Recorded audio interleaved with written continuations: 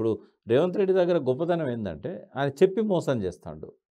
ఆయన అమెరికాలో ఒక సభలో వేదిక మీద నుంచి ప్రజలు ఎప్పుడు మోసపోతూనే ఉంటారు. రాజకీయ నాయకులు ఎప్పుడు మోసం చేస్తూనే ఉంటారు. రాజకీయ నాయకులు అదే రకంగా ఉంటారు. అది విషయం మనందరికీ తెలిసిందే. కానీ మీలాంటి ఉద్యమ సమయంలో తెలంగాణ ప్రయోజనాల మీద విస్తృతంగా పనిచేసిన వారు మీరెందుకు ప్రజల్లోకి వెళ్ళారు? ప్రజలకు మీరు చెప్తున్నాం కదా, సోషల్ మీడియా ద్వారా నేను ఉన్నది కుండ బద్దలు కూడా చెప్తున్నా. కేసీఆర్ గారు చేసే తప్పులు చెప్తున్నాను, రేవంత్ రెడ్డి చేయాల్సిన మంచి ఏందో చెప్తున్నాను. వాళ్ళు పట్టించుకుంటారా పట్టించుకోరా వాళ్ళ ఇష్టం. అది ప్రజలకు వాస్తవాలు ఏందో చెప్పడం నా బాధ్యత. అదే చెప్తున్నాను ఇప్పుడు మీతో కూడా. వాస్తవం ఏంటంటే కాళేశ్వరం అనేది చాలా పెద్దది, ఎన్నోసార్లు చర్చకు వచ్చింది. ఇప్పుడు మళ్ళీ నేను దాన్ని చెప్పను. అందులో ఒక చిన్న బ్లాక్ రిపేర్ చేయడం అనేది ఒక 3 నెలల నుంచి 4 నెలల టైం పడుతుంది. అయితే కాళేశ్వరంలో మేడిగడ్డ అవసరం ఏంది అనేది చెప్తాను నేను. ఇప్పుడు కేసీఆర్ గారు మొన్న ప్రెస్ మీట్లో ఒక ఛానల్లో మాట్లాడుతూ కూడా చాలా స్పష్టంగా చెప్పాడు. అది వాస్తవం. ఏంటంటే గోదావరిలో వర్షాకాలం మొత్తం కూడా అక్టోబర్ చివరి దాకా విపరీతమైన ఫ్లో ఉంటుంది. కాబట్టి ఆ ఫ్లో ఉన్న టైంలో మేడిగడ్డ బ్యారేజీ ఓపెన్ చేసే ఉంటుంది, ఆ గేట్లు బంద్ చేయరు. ఇప్పుడు కూడా అదే చేశారు కదా.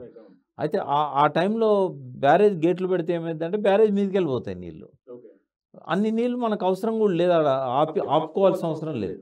అసలు గేట్లన్నీ తీస్తేనే దాని పైనుంచి పోతాయి. లాస్ట్ టైం జరిగింది అదే. ఇది 22లో 2022లో 28,75,000 క్యూసెక్ల నీళ్ళు వచ్చాయి. అంటే 250 టీఎంసీలు ఒక్కరోజు మేడిగడ్డ మీదకి వెళ్ళిపోయినాయి.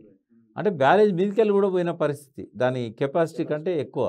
అయితే అప్పుడు తలుపులు ఎప్పుడు తీసే ఉంటాయి, తలుపులు పెట్టి ఉన్నాయి. అయినా కూడా ఆ టైంలో డైలీ మనం 3 టీఎంసీ లిఫ్ట్ చేసుకోగలుగుతాం. ఇప్పటివరకు అయితే 2 టీఎంసీకి ఏర్పాట్లు ఉన్నాయి. 3 టీఎంసీ కూడా దాదాపు కంప్లీట్ అయింది. అంటే రోజుకు 3 టీఎంసీలు కనుక మనము 4 నెలలు ఎత్తిపోసుకున్నాం అనుకోండి, జూలై, ఆగస్ట్, సెప్టెంబర్, అక్టోబర్, అంటే 4 మూల 120 టీఎంసీల నీళ్లు మనం ఎత్తిపోసుకోగలుగుతాం. అయితే ఇదంతా కూడా స్టోరేజ్ చేసుకుంటాం, కొంత యాసంగి పంటలకు మనకు ఉపయోగపడుతుంది. అసలు మేడిగడ్డ బ్యారేజ్ ఇంపార్టెన్స్ ఎక్కడొస్తుందంటే అక్టోబర్ తర్వాత. అక్టోబర్ తర్వాత ఏంటంటే ఇప్పుడు జరిగింది అదే. అక్టోబర్ తర్వాత ఆ బ్యారేజ్ గేట్లు వేయాల్సి ఉండే, అక్కడ అది బ్లాక్ దెబ్బతినడం వల్ల అటు సైడ్ వేయలేకపోయారు, వన్ సైడ్ వేశారు. వేయడం వల్ల ఏమైందంటే హెడప్ వస్తుంది. హెడప్ వచ్చి మనకు కన్నెపల్లి పంప్ హౌస్ అక్కడ నుంచి ఒక 20 కిలోమీటర్ల పైన ఉంటుంది. అక్కడ దాకా నీళ్లు ఆగాలి, ఆ లెవెల్కి రావాలి. వచ్చినప్పుడు ఆ నీళ్ళని తీసుకొని మనం లిఫ్ట్ చేసుకోవడానికి రోజుకు 1 టీఎంసీ అయినా కనీసం మనం లిఫ్ట్ చేసుకోగలిగితే 1-1.5 టీఎంసీలు అట్లా మనకు ఉపయోగపడుతుంది. ఒకవేళ మేడిగడ్డ లేదనుకోండి, 3 నెలలు 4 నెలలు ఎత్తిపోసుకుంటాం.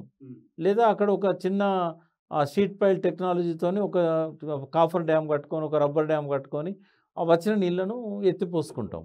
అయితే మేడిగడ్డ ఒక శాశ్వత ఏర్పాటు. అది ఎప్పటికైనా తెలంగాణకు అత్యవసరం. ఎందుకంటే రెండో పంటకు నీళ్లు కావాలనుకుంటే మేడిగడ్డ అవసరం. ఒక పంటకే చాలనుకుంటే మేడిగడ్డ లేకపోయినా కూడా ఇబ్బంది ఏం లేదు. ఇట్లాంటి సూచనలతో మీరు ఏమైనా రిప్రజెంట్ చేద్దాం అనుకుంటున్నారా ప్రభుత్వానికి? వినే వాళ్ళకి చెప్పాలి శర్మ గారు, వినని వాళ్ళకి ఏం చెప్తాం? కేసీఆర్ వినలేదప్పుడు ఏదన్నా చెప్పాలి పార్టీ గురించి. ఒక ఇంటెలెక్చువల్గా గతంలో తెలంగాణ ప్రయోజనాలకు వ్యతిరేకంగా ఉన్న ప్రభుత్వాలను చాలాసార్లు కలిశారు కదా. ఇప్పుడున్న తెలంగాణ ప్రభుత్వమే కదా.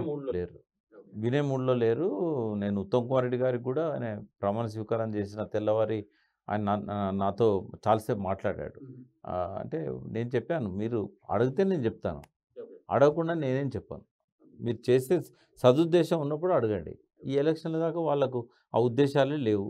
ఇప్పుడు ఏంటంటే ఆయన ఒక మాట అన్నాడు, రేవంత్ రెడ్డి గారు ఎలక్షన్స్ అయిన తర్వాత, ఇప్పటిదాకా నేను రాజకీయం చేశాను, ఇప్పటి నుంచి తెలంగాణ అభివృద్ధి కోసం నేను దృష్టి పెడతానన్నాడు. వెల్కమ్ చేస్తాం. అట్లా కనుక మనస్ఫూర్తిగా ఆయన ఇన్వాల్వ్ అయ్యాడని తెలిసినప్పుడు పిలవకున్నా పోయి అపాయింట్మెంట్ తీసుకొని మాట్లాడతాం. ఎందుకంటే మా ఇంట్రెస్ట్ తెలంగాణ ప్రయోజనాలు. అసలైన తొలి వెలుగు. ఫాలో వాట్సాప్ @తొలి వెలుగు official.